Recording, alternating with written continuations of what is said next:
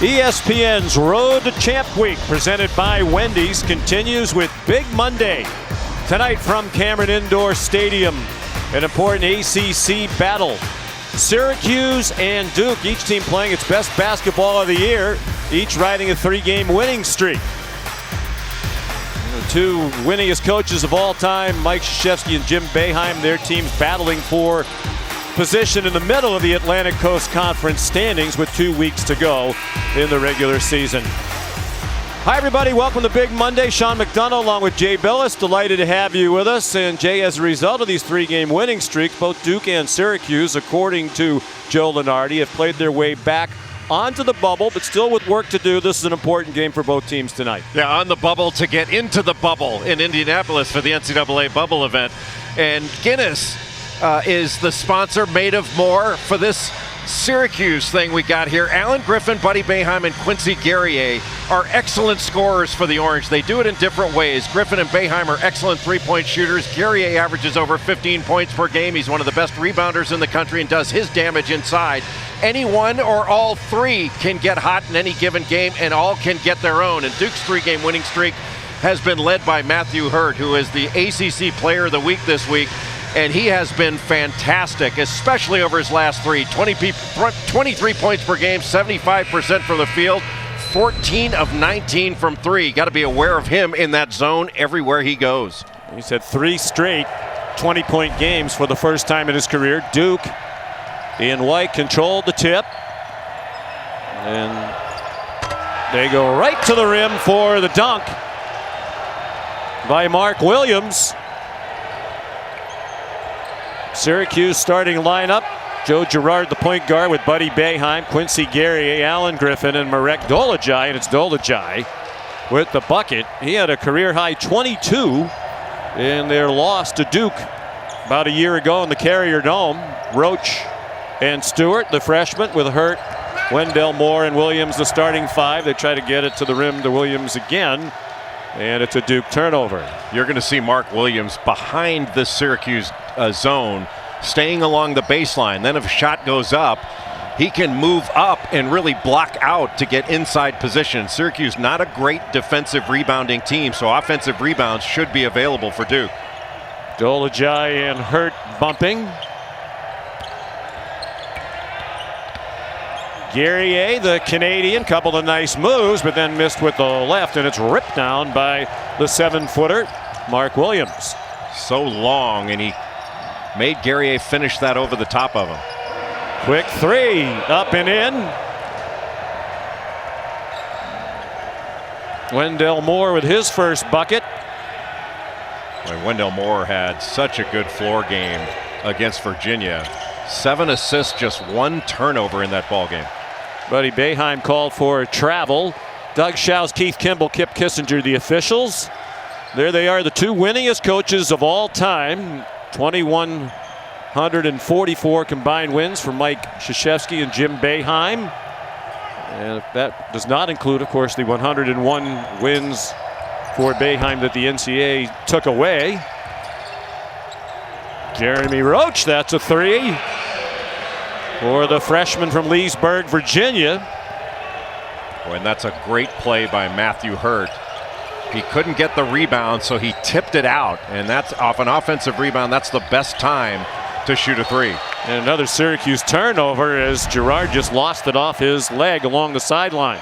What a terrific play by Matthew Hurt to knock that out to Jeremy Roach. And Roach also had a great game against Virginia, had 12 points and 3 assists. That was an epic game in the word of Coach Krzyzewski.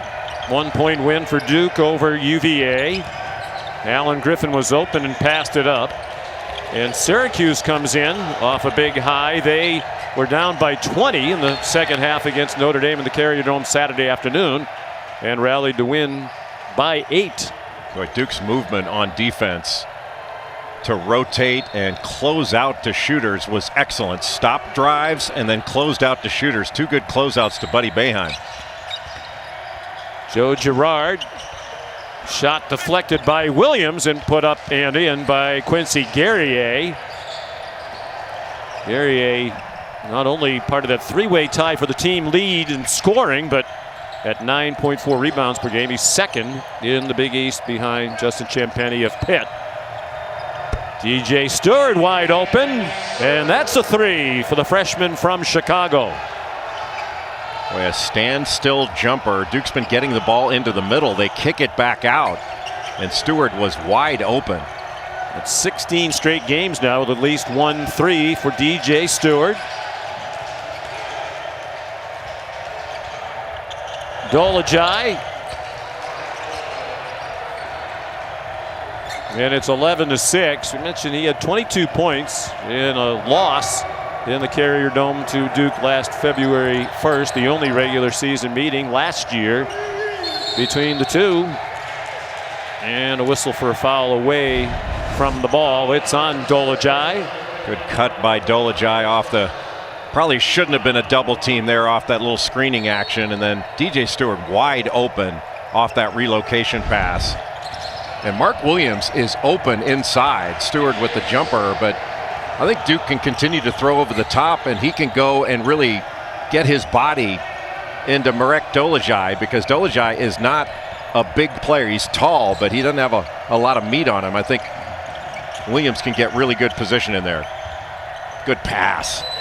Dolajai, one of the leading assist men in the conference as a big man. But the recipient, Guerrier, was out of bounds.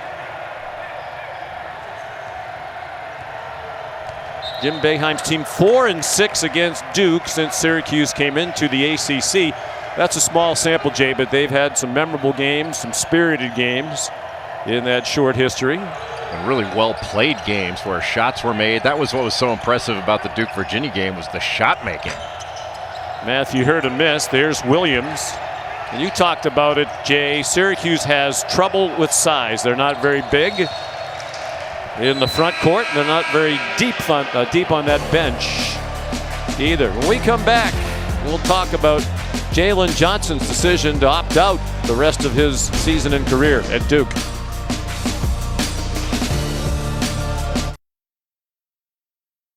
To a good start tonight, playing their third game without Jalen Johnson, who announced on February 15th that he was opting out, effectively ending his brief college career. Highly touted freshman coming in, and a very highly regarded prospect in the next NBA draft. He said he wanted to get healthy and prepare for that draft.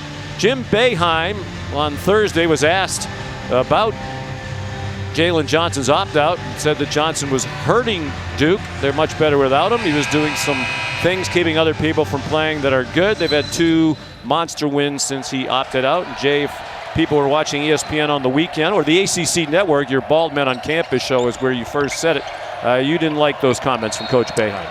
Well, I thought they were unnecessary. I felt that Jim Boeheim disparaged Jalen Johnson for no good reason. And frankly, I don't think that the idea that somehow Duke is better without Jalen Johnson, and it was presented or implied as being the sole reason for Duke's improvement. I don't find that true at all. But you know, it's sort of a narrative you hear, especially from coaches, when there's some sort of transfer or in the situation of an opt-out here, that somehow the team is better off without them, and that's unnecessary. I don't think you certainly don't hear that from when a colleague of theirs is fired. They don't say, "Oh well, the team's better off without that coach." You know, it's unnecessary. I felt it was wrong, and I said so. Robert Braswell into the game with the Syracuse bucket. 13-8 lead for Duke. Nearly 5 minutes gone by. No fans here tonight, but Duke blast that crowd noise as much as anybody. Matthew Hurt the bucket. And just to continue on and let the folks who are watching this and who have followed your comments and Coach Boeheim's over the weekend, because Jim addressed it again after their win against Notre Dame Saturday in his post-game press conference. He said he wasn't meaning to be disparaging of Jalen Johnson as a person or a player, but he stands by his opinion that they're playing better basketball without him. And, you know, I know you just said that's not the only reason, but do you think it's part of the reason that they might be playing better? I mean, there may be a small aspect of that, but I find that an unnecessary place to go. I just don't see that as being true. You know, when was this determination made? Was it made earlier on, or was it made just after he opted out? It was after he opted out. We'll pick it up after the timeout hurt the big three for Duke.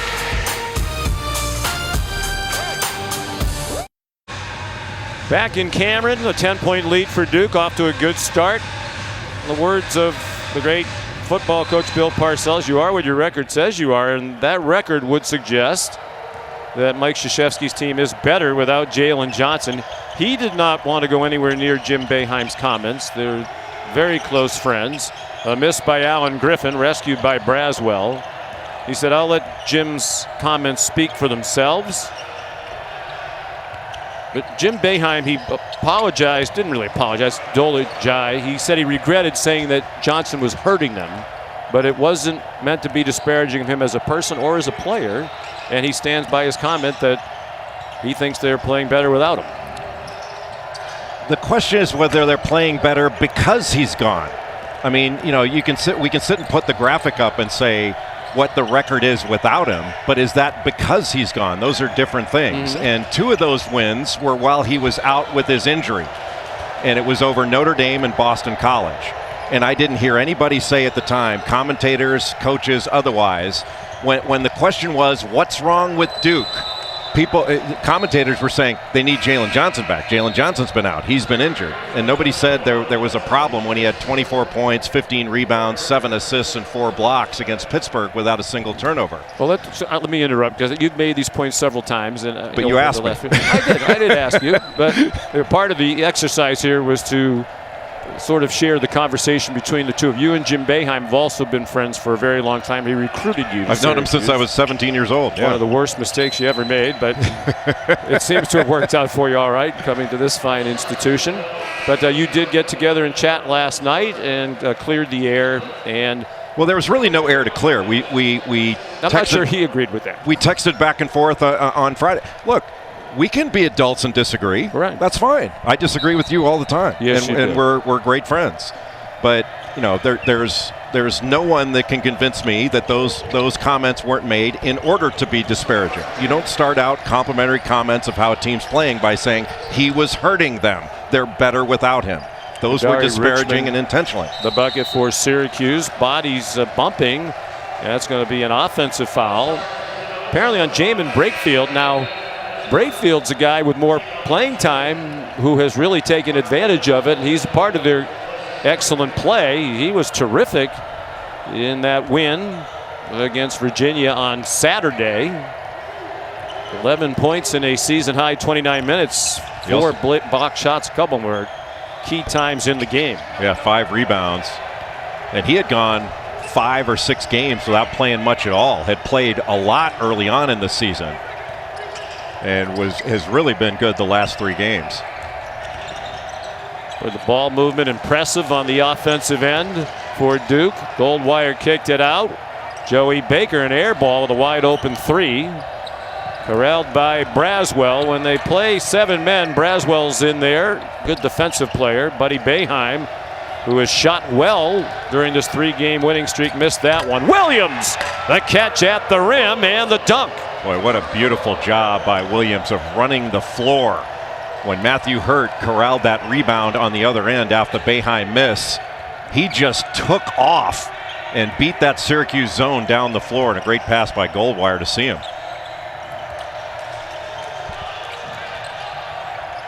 Wow, there's Goldwire. He's had at least 2 steals in all but 1 game this year. Great hands on defense. It'll be Duke ball when we come back. When we come back, message about social justice and equality from Coach K. ESPN's exclusive presentation of college basketball is brought to you by Wendy's. Try the new jalapeno popper chicken sandwich and salad today. At participating U.S. Wendy's.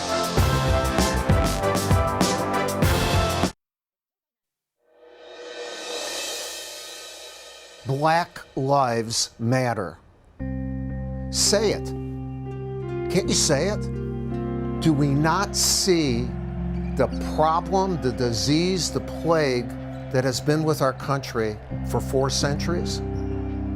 If you acknowledge it, you have the duty to solve it. It's time. Well past time indeed. Strong words from Coach K. Kara Lawson, the new women's coach, here, also part of that rally back in August. Oh, and a bit of good fortune there for Duke as the three banks home for Jeremy Roach. And he's really improving and learning how to run a team. You know, Mike Krzyzewski had said that he had been learning in an off-Broadway setting, and he's really made a big improvement. Freshman Kadari Richmond missed the fadeaway. Williams runs the floor and dunks it. And Jim Boeheim uses another timeout. He is really upset with Quincy Guerrier. Watch Mark Williams run the floor. I mean, he is way out in front and does just a tremendous job of getting, you know, people talk about those first 2 steps, first 3 steps in taking off, but he has been running consistently in this game. And with his size and length underneath to block and change shots on the defensive end, and then to be a lob threat behind the zone, that can open up a lot of things in between the ball, the middle. Really impressive start for Williams. And we mentioned the women's program here at Duke. They opted not to play this season, played a few games and shut it down. How about that number? They've assisted on all 10 of their field goals tonight. Mark Williams' sister, one of the great women's players ever at Duke. Her number retired here. She's now with the Atlanta Dream of the WNBA. 4 times the Defensive Player of the Year in the ACC was Elizabeth Williams. Syracuse switching out on Buddy Boeheim as he's coming off screens. Dolajai, wow, lots of bumping with Hurt and no whistle. Here's Goldwire, 7th in the conference in assists. They're not really guarding Goldwire out on the perimeter. They're not quite as worried about his 3-point shot. Tough pass. Stewart bounced it right through the legs of Hurt. All Duke here in the first half. On a 50-plus point pace here with a 25-12 lead. Good job by Stewart on Boeheim. Guerrier, the little floater over Williams, might have altered that shot. Certainly made him think about it. And this is a difficult defense to go up against with just 1 day prep after Duke's Saturday night game against Virginia, especially with a young group of guards. Another 3 by Stewart. His second. They've had 6 already. It's 10 unanswered points for the Blue Devils. Syracuse hasn't hit a 3. Their 3-point shooters having a tough time getting open to let them fly. Big Monday continues tonight from the Big 12. Number 18, Texas Tech and Oklahoma State. That's at 9 Eastern time. John Shambi, Fran Fraschilla standing by for that one. Get a chance to see Cade Cunningham, who is likely to be, if he comes out, the first pick in the NBA draft. Just a stunning talent. So versatile. Got a switch. Williams on Girard. A lot of dribbling, and then he takes a deep 3. Kept alive by Dolajai. Hit the rim. Yeah, it did. The shot clock wasn't reset. The officials alertly just told the players to play on. And Richmond, a strong drive. And the finish with the left. Boy, Richmond is such a good defender, Sean. I mean, he leads the nation in steals rate, which is the amount of steals he gets per minute played. Leads this Syracuse team in steals. He's long-armed and he's got a great anticipation for where the ball's going. DJ Stewart. Another 3. Well, he is hot. Last 2 games, 2 of 9 from 3-point range, and he is burning the nets up in this one. And trouble in transition. Girard with Braswell. Braswell on Stewart. Missed the layup. You have to go stronger than that. That was not the strongest move Robert Braswell could have made. Out of bounds to Duke. Stewart's got 11 points already. A terrific skip pass And Braswell just couldn't get there to get a hand up and discourage that shot. Freshmen with all but 8 of their 31 points. And DJ is the leading freshman scorer in the ACC, just under 13 per game. A Blue Devil has led the ACC in freshman scoring in 6 of the last 7 years, including the last 3. Wow. Boy, they are feeling it. A 3 for Roach. And the interesting thing about Stewart and Roach, I mean, Roach is a scoring point guard that's learning how to run a team, but they've really cut their turnovers down of late. You know, last 5 or 6 games, they've started to cut those turnovers down because that was a problem early on. That was a real problem for their defense. Guerrier the miss. And what a tough shot with that left hand. Duke's making him finish over the top. My goodness, a rare miss from 3. They're now 8 out of 13. They've made 13 buckets for the game, 2s and 3s, and they've assisted on all 13 of them. Girard missed the mark from 3. Roach the rebound at 6'1", 175 pounds, helping out at the defensive end. Boy, Girard has been feast or famine. Had his last 4 games, he's had 19, then 6, then 16, then 5.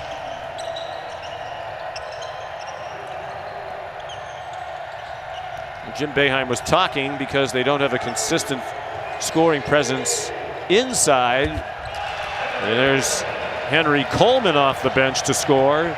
But sometimes they have a hard time getting open 3-point shots, and that's been the case tonight. They're not getting anything open against this improved Duke defense. Dolajai fouled by Coleman.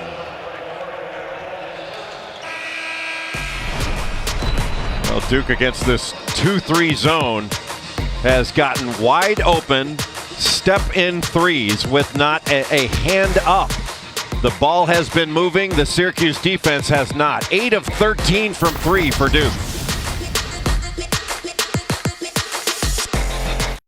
Here we go. And a slam. Big time.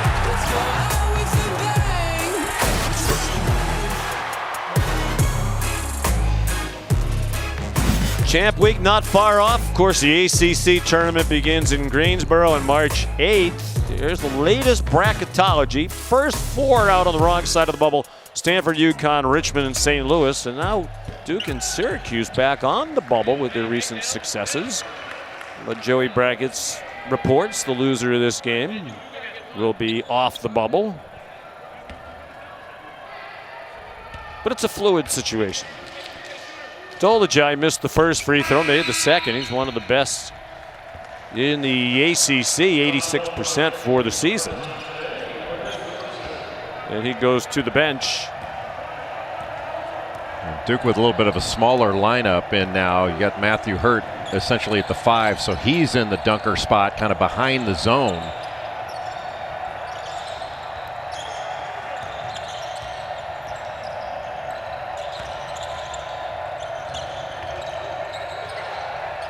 John Bolt, a jock, has come into the game number 2. That's him with the headband. Good defense by Syracuse there. That shot just did catch some rim as the shot clock expired. Kadari Richmond got the bounce. Euro step for the bucket. He has 6 of the 17 Syracuse points. So he's going to be a really good player as he extends his shooting range, because defensively he is just excellent. The jock a little late getting out on Matthew Hurt, who makes the 9th 3 of the game for Duke. And there's still 5.5 to go in the first half. That's asking a lot to have the middle of that zone get out to the corner and extend all the way out to Matthew Hurt. John Bull, the jock, the miss. He hasn't shot very much all season long. Guerrier, the offensive rebound. In fact, that's just the 4th field goal attempt of the year for John Bull, the jock. And that's a 3 for Kadari Richmond. Seems like every game he's had in the past 3 or 4, he's had at least 3 steals. It's the first Syracuse 3-point bucket of the night, 1 out of 6 for the Orange. Those are the steal numbers you've been mentioning. He is very active in that zone. A lot of Cuse fans would like to see him play more. His playing time has come up of late. Roach a three. You know, he looks like a different guy. When we first saw Duke at the beginning of the year, he was a highly touted player, Jay, and I wondered, you know, was he as good as the hype coming in? He looks like it now. Well, he's not turning the ball over anymore. And, you know, as a scoring point guard in high school, it was more about him having to put up a bunch of points. Now he's responsible for others. And Buddy Boeheim, after the offensive rebound, boy, it is amazing. You give up an offensive board to a good shooting team, how many threes they drill after that offensive rebound. First three for Boeheim tonight. Duke playing exceptionally well on the offensive end. Buddy Boeheim in transition. Back-to-back threes for Buddy off his career high 29 points Saturday, including 20 in the second half. He went 6 for 10 from three in that game to bring them back from a 20-point deficit. They're trying to come from 20-plus down again tonight. Boeheim feeling it, and there to drop it in was Richmond. Guerrier also there, but I think it was Kadari Richmond with the bucket, and a quick timeout called by Coach K. Syracuse showing signs of life. Their defense a little bit better, forcing a turnover. Buddy Boeheim pulling up from three on the other end. They ain't dead yet, but they were barely breathing for a while.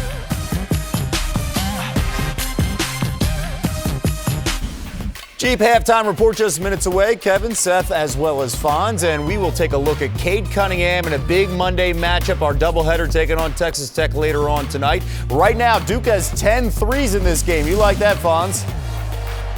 Yeah, Syracuse's defense early was non-existent, leading to some wide open shots, and they just got hot from three. Fonz not giving the big guys any love. Like Coleman and Williams, they're playing the role of Jay Billis, giving them a little inside presence.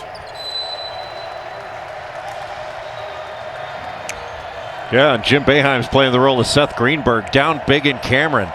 Oh, wow.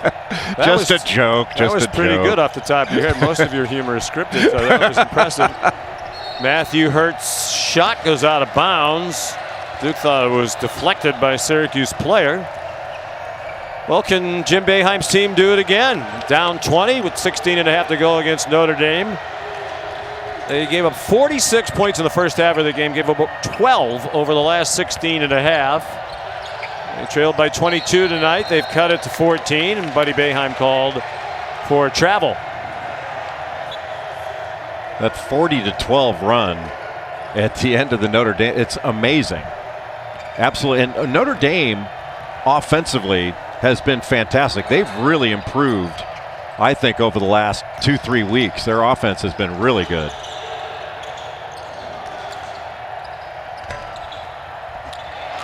Mark Williams, the offensive rebound, and the putback. And there you can see the issue for Syracuse. You know, a lot of people say, you know, you can't rebound as well out of the zone. I've never bought that. You can, but this team is not all that good at it. And against Pittsburgh and North Carolina, they were battered on the offensive glass. Roach called for a hand check, his first foul. Super Tuesday is tomorrow. It's presented by Progressive. And at 9 o'clock, how about Kansas? They're up, they're down, now they're up again, up to number 17 in the country. And a chance for another marquee win as they take on 14th ranked Texas. You will be calling that game, the hardest working man in college basketball. Guerrier shot blocked. He got it back from Griffin. And Syracuse wants a goaltend in addition to the foul. I don't think they're going to get it. Well, now Keith Kimball is asking for help from Kip Kissinger in the alliteration referee pairing there. Yeah, it looked like the ball was still going up. Quick second jump. But what a presence Mark Williams is around the rim. He barely played at all in the game against Virginia. Only played 7 minutes, didn't score, didn't grab a rebound, largely because it's just a different team. He would have to play more out on the perimeter, guarding Jay Huff, and then have to switch. So it wasn't really his type of game. But this is his type of game, and he's been a fantastic presence at both ends of the floor as a lob threat and a rim protector. Boy, 2 missed free throws by Guerrier, who's 74% for the year. We're down to 2 minutes to go in the first half. Duke impressive of late and impressive again tonight. That's a 2 for DJ Stewart. It's basically anything they want, Sean. Anything they want. And when a shot goes up, when the ball moves from one side to the other, a little guy has to block out Mark Williams.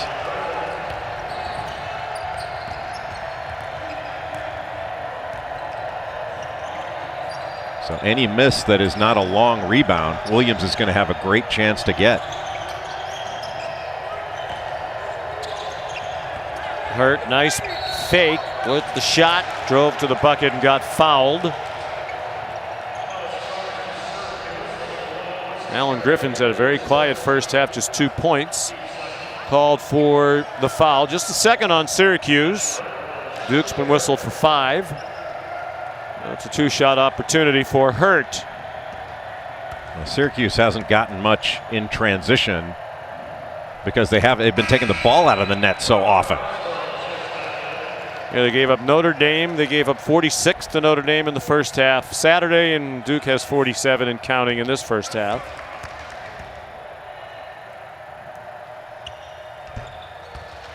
Yeah, it's unusual, Sean, after all these years of watching this Syracuse zone to see teams so comfortable playing against it. I mean, usually it's a rhythm disruptor, rhythm killer. Braswell got away with the travel, it seemed, and was fouled.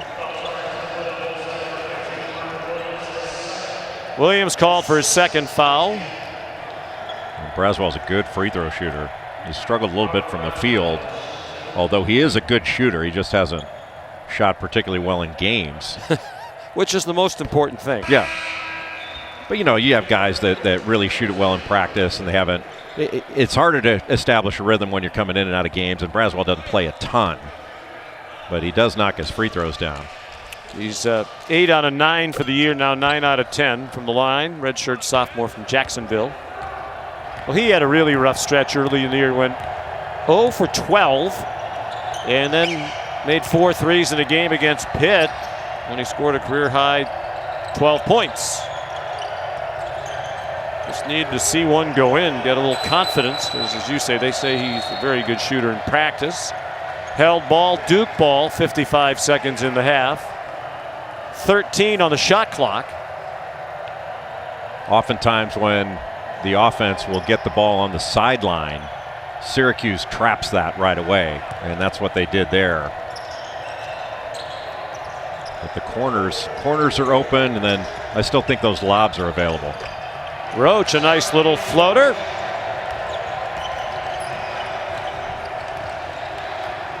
And this is what Duke expected out of this pair of freshman guards. Stewart and Roach, they've been excellent. Kadari Richmond, the drive. And Duke can just about take the last shot. As a matter of fact, they have turned the shot clock off.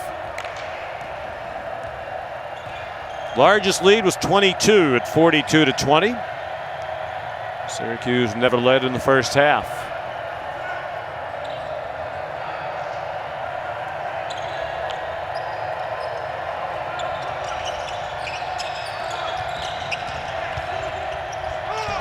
Roach the miss, the tip in by Brakefield. Chance for Richmond, off the mark. 52 points in the half for the Blue Devils. 3 players in double figures. 16 assists on 20 made field goals. Very impressive. 10 threes, most in a half this year for Duke. They're up 52-34 as we send you back for the halftime report. Sean. Yep, we're on that road to Champ Week presented by Wendy's. It's not far off now. An important big Monday game for these two teams, Syracuse and Duke. On the bubble, Duke with a resume-enhancing performance at least through 20 minutes tonight here in Cameron. 52 points in the half, leading Syracuse by 18. Welcome back, Sean McDonough, along with Jay Billis. Jay, 3-point shooting, a big part of that half for Duke as we look at our Capital One rewarding performance. Yeah, Duke shot 10 of 18 from 3-point range. Syracuse might want to get a hand up against anybody in a white shirt, but they got a lot of standstill threes where they really didn't have to do much. The ball moved and the Syracuse defense did not. And give great credit to DJ Stewart and Jeremy Roach. They had 27 points between them, 7 of 10 from 3, 7 assists, only 4 turnovers. And for Syracuse, Guerrier, Griffin, and Boeheim combined for 4 of 14 from the field. The only real scoring came from Kaderi Richmond and Marek Dolezaj, who were 9 of 13 from the field combined. 3 Devils in double figures, 52 points in the half. Their most in any half this year. Griffin almost got stuck in the air. His younger brother will be a freshman at Duke next year, highly recruited player AJ. Alan Griffin scores. AJ's at Archbishop Stepinac in White Plains, New York. Top 20 recruit. Really nice move by Griffin. Just a little up fake, and Stewart flew right past him. Matthew Hurt missed the 3, tipped by Stewart to Williams for the easy dunk. Williams has been a tremendous presence in this game. His shot blocking, shot changing ability, and then he's just been hanging out by the rim. Good interior pass by Buddy Boeheim, but Quincy Guerrier could not finish. Roach confidently attacking, but missing the one-handed floater. Boy, the last Syracuse possession, Guerrier was right in front of the basket, but Williams was just a wall in there to make him score over, and that was clearly, he doesn't get a blocked shot, but that is a changed shot. Talk about that challenge. That forced the miss. And on the other end, right behind the defense, then he can really block out, just step up, and he winds up blocking out. The ball came to him, but if it were a shorter rebound, he would have gotten that. And then the defense Guerrier might be forced to go over his back to try to get the defensive rebound. Jeremy Roach's second foul. Kaderi Richmond, the free throw shooter. Syracuse now 3 out of 8 from the free throw line. They're one of the best free throw shooting teams in the country. Words that have rarely been spoken before. So many years Orange Nation has suffered with Syracuse struggles at the line, but Syracuse came into tonight leading the ACC, number 6 in the nation at 79.7% from the stripe. That would be the school record for a single season by a long shot. Well, Duke's free throw defense has improved. They have. Like everything else, it seems to be improving for Duke. Wendell Moore passed it out. He had a quiet first half, but they didn't need much from him. Kickball by Guerrier. One of the things, Syracuse seems to be moving a little bit better on the flight of the ball in this second half, but the Orange have to get their hands active. See how their arms are down? And that makes it a lot easier to see through and deliver a pass. Good defense there. Guerrier had his hands up, blocked the Roach 3, and then dunks in transition. That's the way to get back in this, is to get some steals, try to get some transition. And Syracuse leads the ACC in steals. One of the best steals teams, especially Richmond. Stewart a miss, and Williams skies to flush it. Just cannot get him blocked out. Behind that defense, such a threat. 12 points, one shy of his career high at 13 in their win at NC State. Of course, he played a lot in that game. That was the game Jalen Johnson played only 8 minutes and then left the team thereafter. Just being behind that zone, he's able to step up and get that inside position. We talked about that a little earlier. He basically blocked out Guerrier. And usually the defense is going to have inside position, but not against this zone, not when you stay closer to the baseline. And that's where he can post that way and then just step right into the wing defender and block him out. Wendell Moore missed the turnaround shot, rebounded by Guerrier. Good job by Moore to be there on the catch when Boeheim caught the ball. You let him set his feet facing the basket, he can get that shot off in a hurry. He's working hard to get better at getting his own shot. Alan Griffin hoisted one. Williams knocked it away from Guerrier. Now Stewart in transition, fouled, and a chance for a three-point play. Boy, that was a nice job by Stewart of staying in complete control. It's almost like he put the brakes on near the end of that. Kaderi Richmond came past him, and then Griffin just fouled him from behind. But watch him just put the brakes on just a little bit and let Richmond go behind, and then go in front, and then Griffin fouls him from behind. First foul on Griffin. 15 for Stewart, who came in averaging 13 per game. It could very well be that this will be the fourth straight year the Duke Blue Devils have had the leading freshman scorer in the ACC. Vernon Carey did it last year. Zion Williamson and R.J. Barrett each scored 22.6. 2019, foul called underneath. Marvin Bagley led all ACC freshmen in 2018 at 21 points per game. Now it looks like Stewart will join that list. When you recruit well year after year and you get some of the best freshmen in the country, chances are they're going to do good things for you. And Stewart is. Yeah, and it took this group a little bit longer to figure it out. Not that they have it all figured out, but they're certainly improving and have improved throughout the course of the year. But earlier on, Duke lost some games that were one-possession games. They weren't finishing, and they had some turnover issues. Boy, that was a quick inbounds. Duke was not set. Ready. No, they weren't ready. The referee just gave the ball to Syracuse. Usually they let everybody get lined up. Well, snooze, you lose. There was Alan Griffin, who was wide awake for the easy two. You snooze, you lose. Wendell Moore, the floater. Sophomore from Charlotte. 4 minutes gone by second half. Duke trying to win its fourth straight. Each team came in winners of 3 in a row. Duke on the heels of a 3-game losing streak. Syracuse has actually won 6 of its last 8. The schedule gets a little tougher here in these remaining 2 weeks for the Orange. Shot clock at 4. Richmond, a little too much hopping. What were they doing on that offensive possession? It looked like zero plan. Mark Williams has been excellent in this game. 6 of 6 from the field. That's good. They have been close range shots. Dunk after dunk after dunk. Mentioned the 7 rebounds. He's got 2 blocks, and he's changed a bunch of shots as well. He's like Bubba Gump Shrimp. You can do anything with him. Here's Cunningham, the pull-up. Got it! He's the real deal, and he's continuing to get better and better, and an unbelievably good team.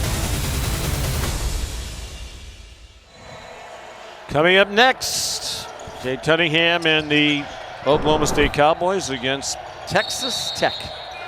He is fun to watch. Yeah, Cade Cunningham is the real deal. He is an outstanding prospect and a great player. He's averaging over 20 points per game against top 25 competition. And Mike Schmitz has gotten him a tutor for his defensive IQ to get that grade up. He's going to be working after class to get that grade up to an A. Mike's a tough grader. I would like to know how you grade that. Defensive IQ? Right. That seems... I actually thought it'd be a little bit higher because he does have a pretty good awareness for what's going on defensively, both on and off the ball. Measure that. It is. I mean, it's. Just part of it would have to be. I think you've poked through the pokes. but part of it would have to be, knowing what his responsibilities are. There's a 3 for Buddy Boeheim. For example, Jim Boeheim talks a lot about this zone that they play. Sometimes one player or another might get blamed for what looks like a mistake by him, but it wasn't his fault because of the way they rotate in certain situations based on ball position, that sort of thing. Yeah, most times, though, in man-to-man, you have pretty defined responsibilities on help side. And, if they're in a 1-2-1-1 press, you know what their responsibilities are. Or what would Coach K have said your defensive IQ was when you were Well, I can tell you his recruiting IQ in recruiting me was pretty low. He would give himself an F for evaluation.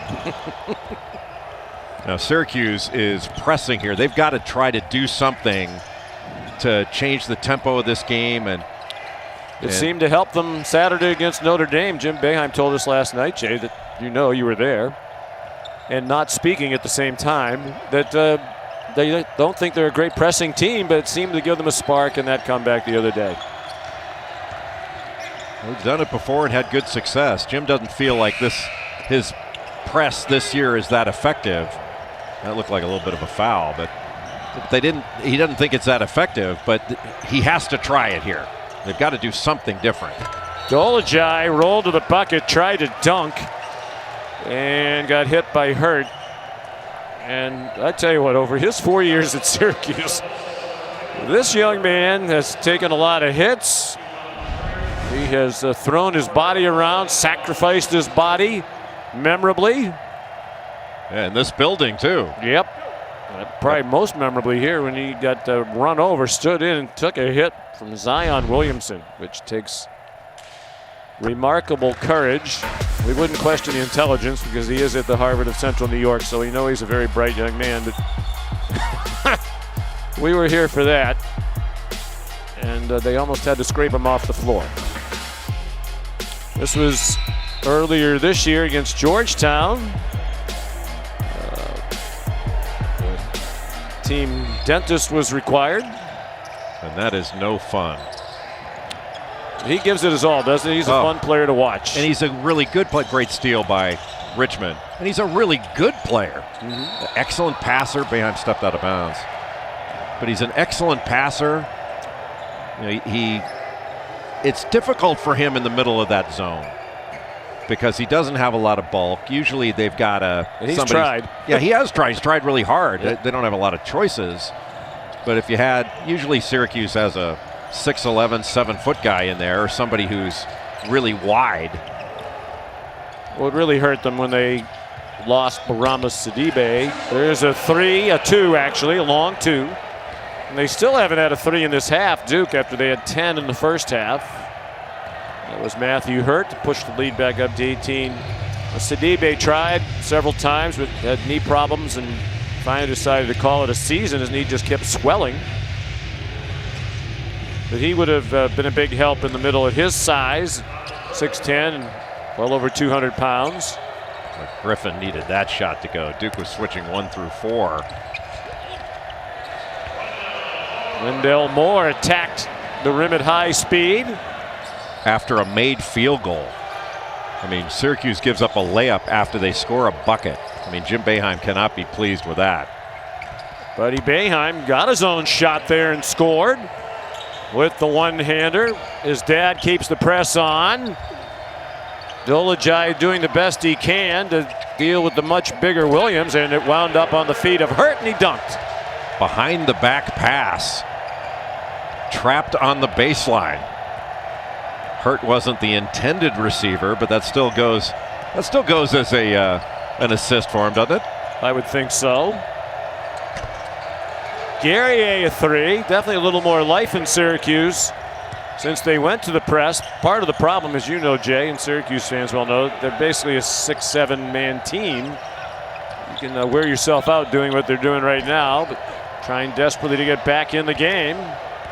Down by 14 with the ball. But if they can get this under 10, you can go back to the zone and still, then it's a workable number. Buddy Boeheim missed a three. And it'll be Syracuse ball. That was a chance to really make it interesting for Boeheim. Perhaps a bit tired. Matter of fact, he checks out and clearly winded as he goes to the bench. Yeah, you knock down a couple shots and put a little bit of game pressure on Duke that have played with this big margin, this big gap between the two teams. It's, as you know, a lot easier to play with a cushion like that. They basically dared Guerrier to shoot the three. Joe Girard. Now Guerrier. Girard's played only 10 minutes tonight. Richmond has played more. That's a tough shot from Griffin. He can make it, but that was a tough one. Stewart. Rebound by Wendell Moore. They still have not made a three in this half. Well, it's so tough for Syracuse on those rebounds. They just don't have a lot of size along the back line. Now they've made a three, and it's Goldwire. Their 11th-3 that matches the most that they've had in an ACC game this season. 4th time they've done it in conference play. Guerrier off the mark from 3. It's like a second hop on the rim, which paved the way for the offensive rebound and score for Alan Griffin. The lob to Williams and a career high for Mark. Well, that's the way you break pressure. You attack it to score.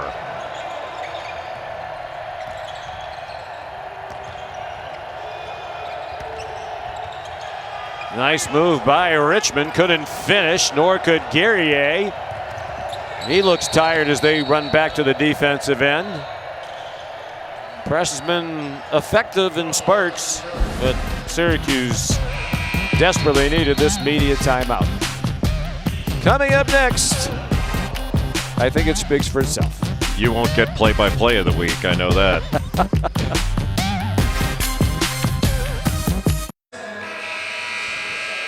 Well, another week, another episode of the epic Jay Billis Weekly Awards, and the team of the week from the Billustrator is Gonzaga. Yes, the Zags, the most beautiful offensive team in the country.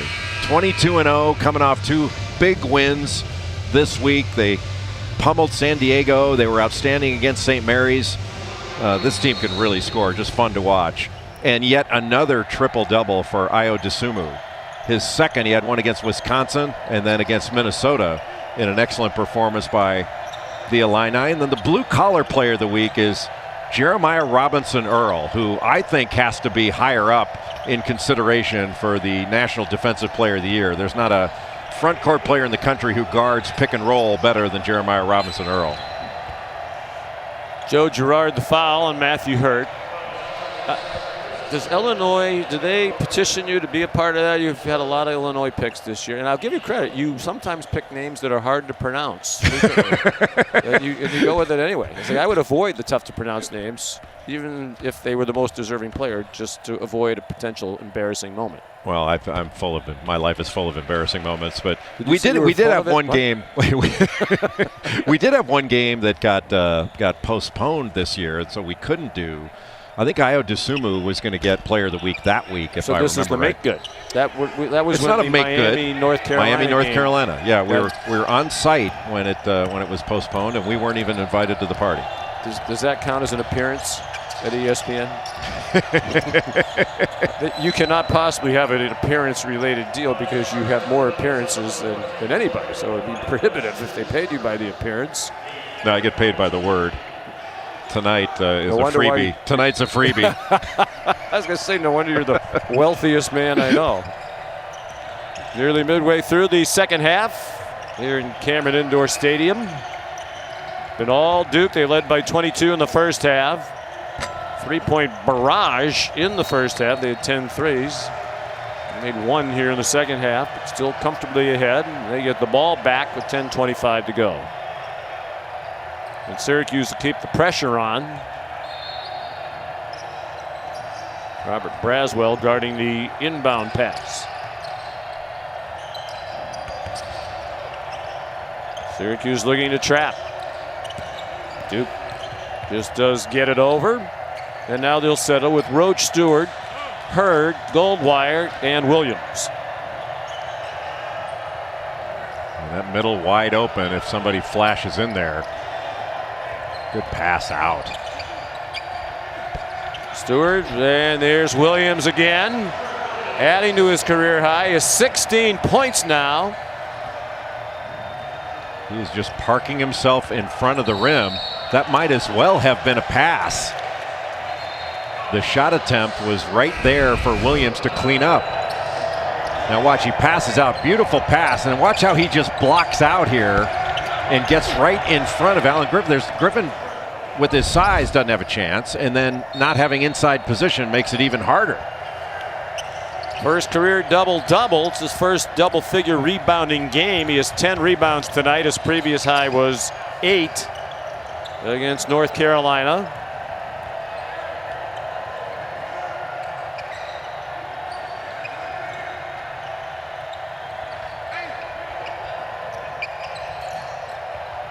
Goldwire, another open three. Second he's made in this half from that spot. He only had 12 made threes coming into this game. He's knocked down 2 in this one. And they've been comfortable shots. No rush at all. And really, aside from some shots inside, Duke hasn't had many contested shots. Buddy Boeheim, another drive. His original shot blocked. He got it back and scored. So the 12 threes now for Duke, the most they've made in an ACC game. Their season high in any game is 13. That was against Bellarmine early in the season before they shut down their non-conference action. And the record for threes in a game in the ACC for Duke is 17. They did it twice. Williams well contested there by Robert Braswell.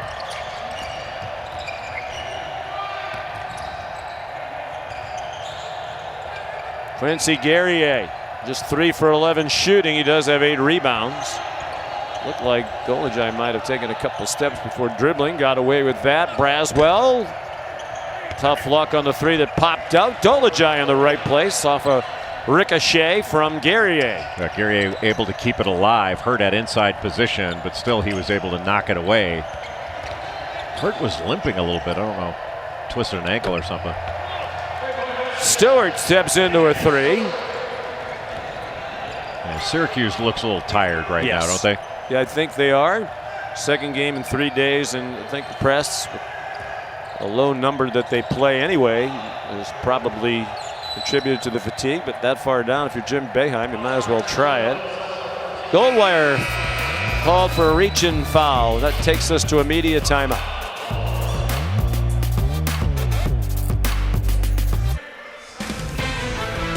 NBA Wednesday on ESPN, the ESPN app. Another great doubleheader. Steph and the Warriors take on the Pacers at 7:30. Then the Lakers are in Utah. They might be the 2 best teams in the NBA. A lot of showtime coming up on the ESPN family of networks. Donovan Mitchell and Rudy Gobert have both been tremendous. And I'm a huge Dame Lillard, CJ McCollum fan. Well, if you want to tune in, I always do. Lakers against Utah. Well, Quinn Snyder is the head coach of the Utah Jazz, former teammate of mine and close friend. He's done a fabulous job.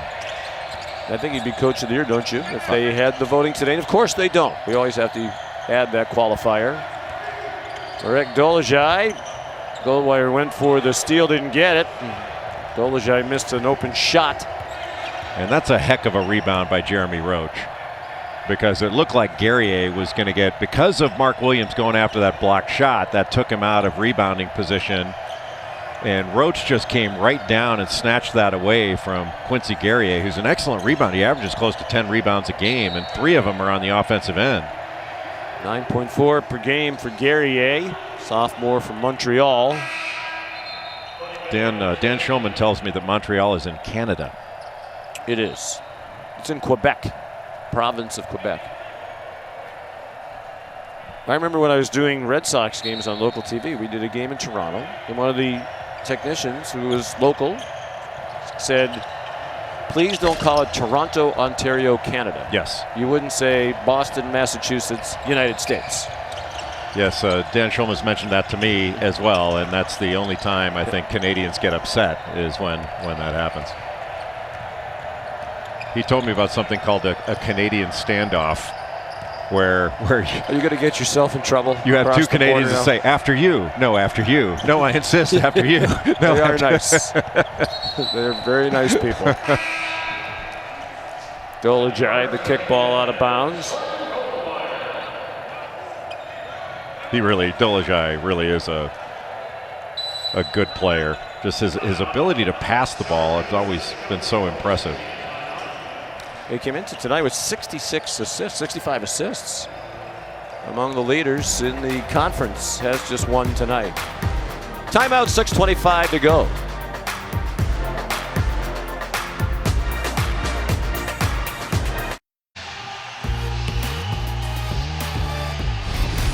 ESPN's exclusive presentation of college basketball is brought to you by Wendy's. Try the new jalapeno popper chicken sandwich and salad today at participating U.S. Wendy's. Mike Krzyzewski and Jim Boeheim. Coach K said yesterday Jim Boeheim is like a brother to him. Jim Boeheim told us he's as close a friend as I have in coaching. Talking about Coach K. Of course, Jim, an assistant to Coach K on 3 U.S. Olympic gold medal winning teams. Nice move by Dolezaj. Finish with the left hand. So skilled. 6 minutes to go. Duke by 20. Yeah, Boeheim and Krzyzewski spent 11 years coaching together with USA Basketball. And that's a lot of time together. I think one of those shots you saw, USA Basketball chairman Jerry Colangelo, who really put all that together and did a remarkable job of putting together the new USA Basketball program. It was new back in 2006, 2007 or so. And really a remarkable job that they both did with that program. Top 2 winningest coaches of all time. 1167 for Krzyzewski, 977 for Boeheim. We mentioned at the top of the telecast, 101 taken away, be well over 1,000. Be at 1,078 as a matter of fact. The NCAA hadn't vacated wins. Well, based upon the NCAA rules, and this is entirely accurate, the NCAA can vacate games, but they do not vacate losses. They can vacate wins, but not losses. So Jim Boeheim has handed his opponents 1,078 losses, and that is entirely accurate. Now those opponents, for the games the wins were vacated, they don't get to wipe out the loss. Nope, they keep the loss. They have to keep the loss. It's so stupid. The whole thing is stupid. I think it's a ridiculous punishment. And again, you know, being a Syracuse graduate, I would say that I think it's a ridiculous punishment regardless of who it's applied to in any sport. I would just change all my records if I were Syracuse to reflect losses. Well, it's a huge. I would, and it's also a huge headache for record keeping. You know, for Syracuse, for every other team that played against them. It's a ridiculous punishment. Yeah, in that regard, it's like a punishment from a bad parent. You know, it's so stupid to vacate wins. Everybody knows who won. Did you make your kids vacate wins? I did. I made them vacate play dates. That play date never happened. 4.5 to go. Do we get you to Texas Tech and Oklahoma State? Career night continues for Mark Williams. Jay, I know you don't want to belabor this point, but I guess it was the talk coming into this game. Those who think Duke is better off without Jalen Johnson will have more fuel for the fire after this performance tonight. Impressive, particularly at the offensive end tonight. They are playing very well. And, you know, a lot of us thought that Duke could turn the corner as a team when they beat Georgia Tech and Clemson. But then you and I were at that game in Miami when they took a significant step back. And remember, Coach K had said, we were told before the game they did not have a good practice the day before. They were very worried about that game. Could they, get what they needed for it? And they couldn't. Miami beat them. And I think Coach K said after the game, we could see it coming, we just couldn't stop it. And that led to, or was part of, a 3-game losing streak that they had where they lost to North Carolina in a very close game. That was a great game. We talked yesterday with Coach K, as I mentioned earlier. He said he didn't want to speak at all about Coach Boeheim's comments, that they could stand for themselves. And when I asked, well, do you think you are better without Jalen Johnson? He didn't want to comment on that at all. He said they fully support his decision. Think it's the right thing for him. Jalen said, I want to get healthy and get ready for the NBA draft. So that's what he's going to do, and he has the full support of Coach K, the coaching staff, and it seems of all of his teammates as well.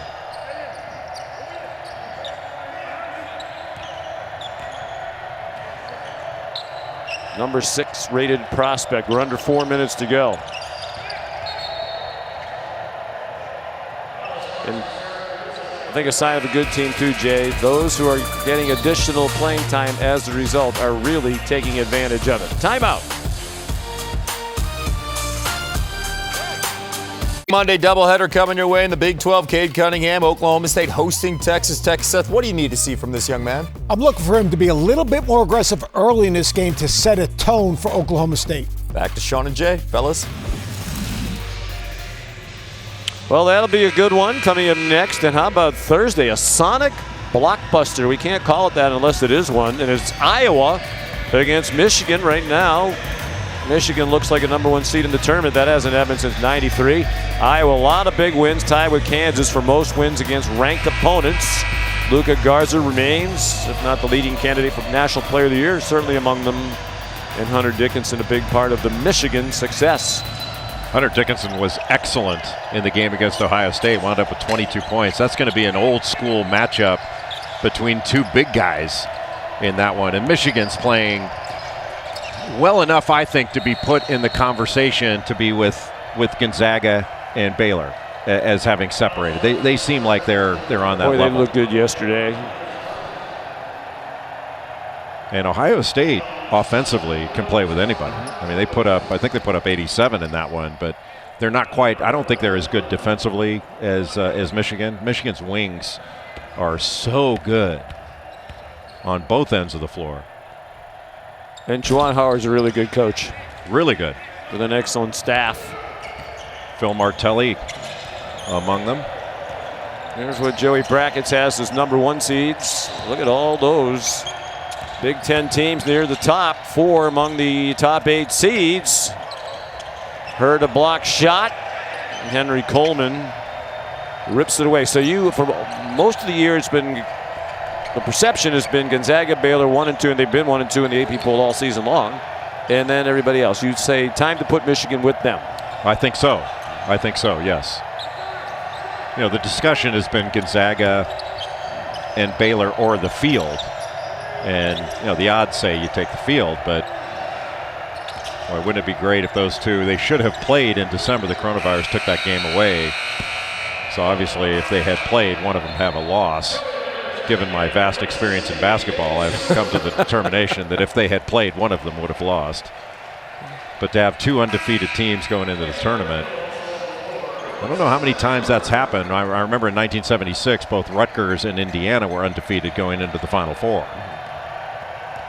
Of course, Indiana, the last undefeated champion, would be something if we had a national championship game between 2 undefeated teams. Then I'm pretty sure that would make Indiana not the last undefeated national champion. Yes, that would change that.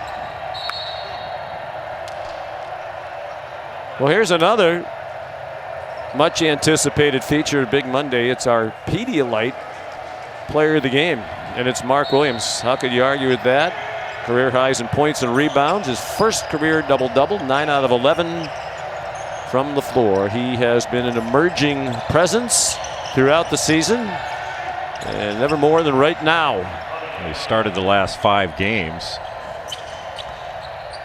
And Mike Krzyzewski had talked about him getting used to the physicality of the game. You know, a lot of times for a big guy in high school, you're not allowed to touch anybody, or you get a foul. And so oftentimes the best big guys, you know, they'll try to block a shot, but they're not going to be physical because they wind up on the bench, and nobody wants that to happen. But in college, it's a lot different.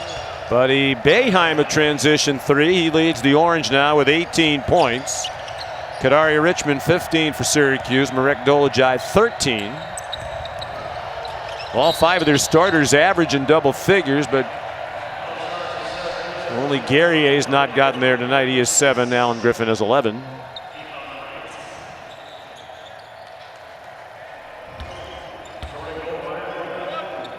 Goldwire at the free throw line. I like this little device. We can do the promo during the free throws, and it doesn't become a problem. Although it does when they miss the front end of the 1-and-1. Now I should have just gone with the cut. Clemson, Wake Forest, NC State, Virginia, Florida State, Miami. All this Wednesday on ACC Network, buddy. Boeheim, another 3. Some terrific matchups there. Virginia, all of a sudden, with back-to-back losses to fall out of the conference lead. Florida State all alone atop the conference standings. Yeah, a week ago tonight, Florida State manhandled Virginia. They've won 3 in a row now. Have the Seminoles alone in first. Of course, they were the outright regular season champs last year in the ACC. We've memorized that. 2 straight losses for Virginia after they were 11-1 in conference play. How about that result? North Carolina all over Louisville, team that's really had a tough time battling COVID. Who did they lose to in 1939 by more than that? I don't know. I'll text Bill Raftery because he probably did the game. But the problem is he hasn't learned how to text yet, but we're still working on that. There are the standings, up to date. Florida State, it'll be interesting. We talked about this last week too, Jay. Teams have had a varying number of games because they've had a varying number of cancellations, postponements due to COVID. It remains to be seen how many of the games missed will be made up. So it's very likely that at the end of the regular season, they all wouldn't have played the same number of games. I don't really think anybody cares. No. There's nothing anybody can do about it. Trying to squeeze too many games in toward the end of the season, I'm not sure is the right thing to do. But it does bring to mind, like if you're Florida State and you want to win it again, you just say, okay, we're shutting it down for the rest of this regular season and we'll stand on our 2 conference losses. That would never happen, but... Of course, the ACC champion is considered to be the team that wins the ACC tournament, which starts March 8th, right here on ESPN family of networks from Greensboro. You mean when you say ACC champion, the automatic bid? Well, I mean, they do talk about regular season wins, but the conference champion, like last year, they gave the Florida State the trophy. But that's But there used to be, like back in the dark ages, there was no regular season championship. There is one now, and that used to rankle a lot of people within the league when a team would hang up a banner for a regular season title because technically it didn't exist. The only champion, as you just mentioned, was the ACC champion, but now there's both. There's a recognized regular season champion and obviously a tournament champion, with the automatic bid going to the tournament champion. Final 30 seconds. Duke on the verge of its 4th straight win. And this was never a ball game. Nope. Never a ball game. On Syracuse very early and never looked back. Shooting clinic in the first half. It's their longest win streak of the season for Duke. They won 3 in a row early on.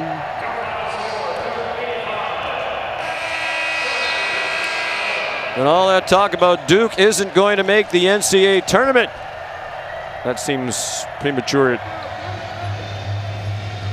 the very least at this juncture.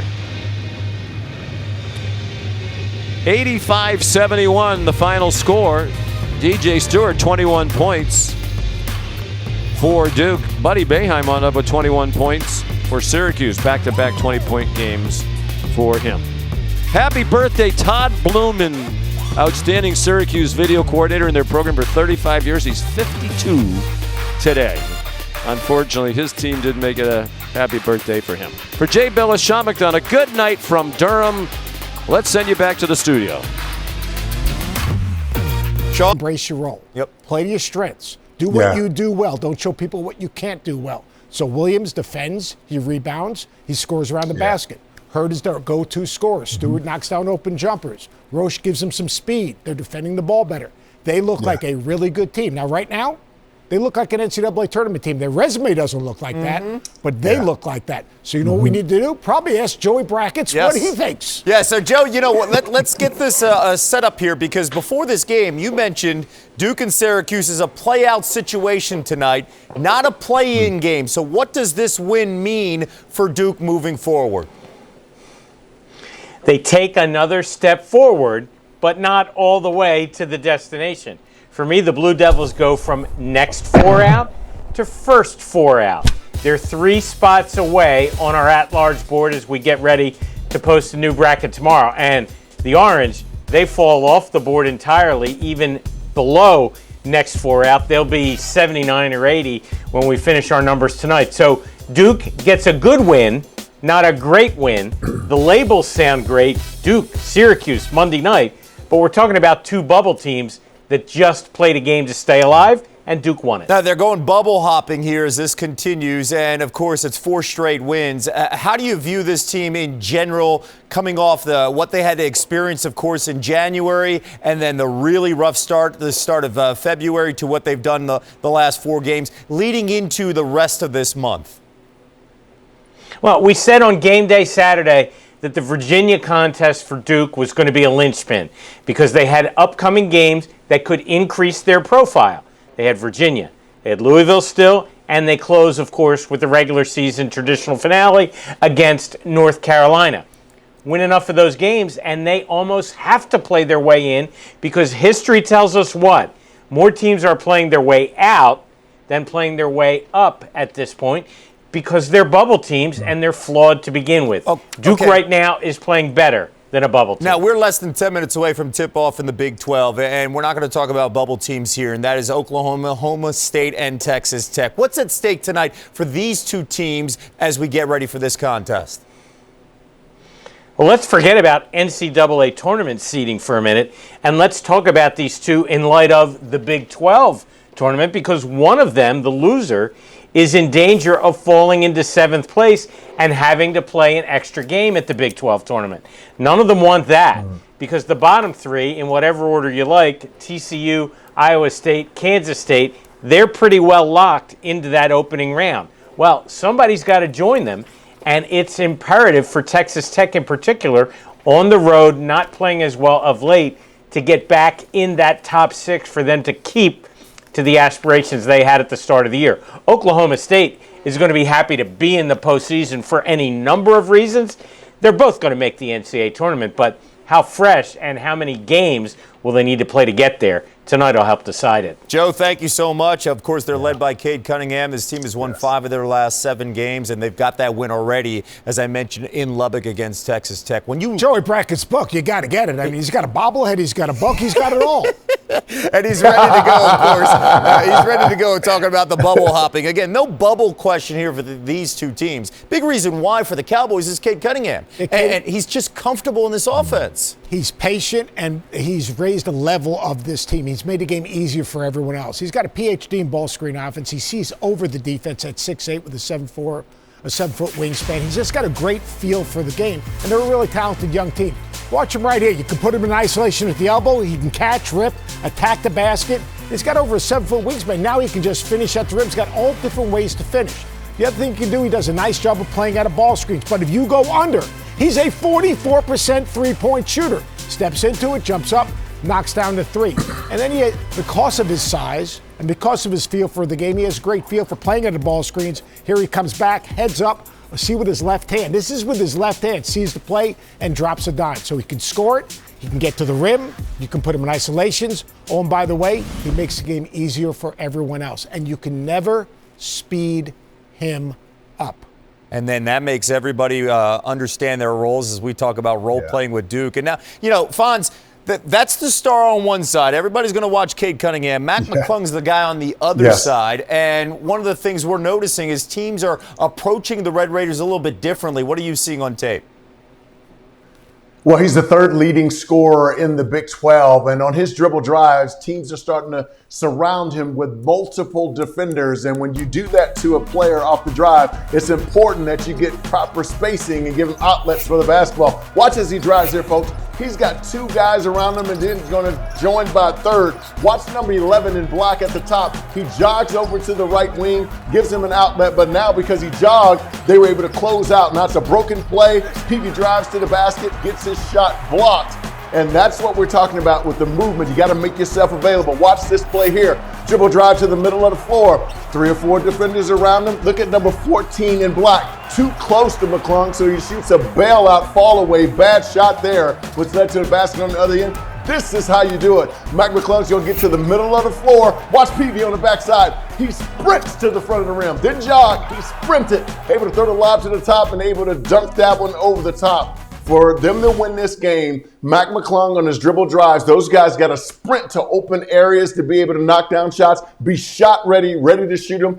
TJ Shannon Kevin McCullough, those guys have to play well on the same night together to take the pressure, the offensive pressure off of Mac McClung. Seth, when you look at this Texas Tech team, as we are now less than 5 minutes away from tip-off, they open up the month here with a win against Oklahoma. Top 10 team, right?